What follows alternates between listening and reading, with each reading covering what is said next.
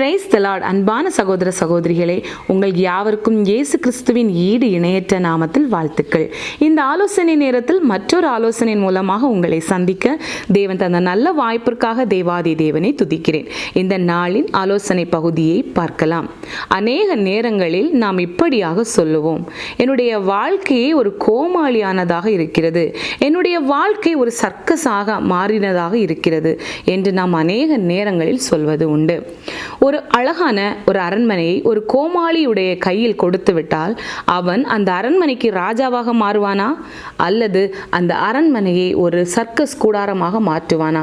சற்று ஆலோசனை செய்து பாருங்கள்.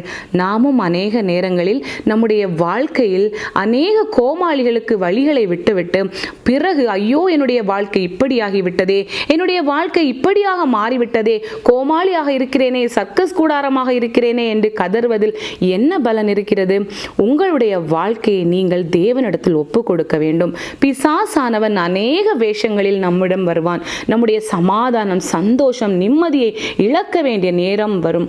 அப்பொழுதுதான் நாம் கதறுவோம், நாம் ஒன்றும் செய்ய முடியாமல் கவலை கொள்வோம். ஆகவே அந்த கவலைகளை விட்டுவிட்டு தேவனிடத்தில் நாம் ஒப்பு கொடுக்க வேண்டும். நம்முடைய வேத புத்தகத்தில் யாக்கோபு 4 அதிகாரம் 7 வசனத்தில் தேவனுக்கு கீழ்ப்படிந்திருங்கள், பிசாசுக்கு எதிர்த்து நில்லுங்கள், அப்பொழுது அவன் உங்களை விட்டு ஓடி போவான் என்று. கோமாளிகளை பார்த்து பயப்பட்டு கொண்டிருக்கிறீர்களா? அவனுக்கு நீங்கள் எதிர்த்து நில்லுங்கள். நிச்சயமாக உங்களுடைய வாழ்க்கையை நேர்த்தியானதாக தேவன் மாற்றுவார். தேவனுக்கு கீழ்ப்படிந்திருப்போமா? மீண்டும் அடுத்த வாரம் வேறொரு ஆலோசனையோடு உங்களை நான் சந்திக்க இருக்கிறேன். தேவன் தாமே நாம் அனைவரையும் ஆசீர்வதித்து வழி நடத்துவாராக. ஆமேன்.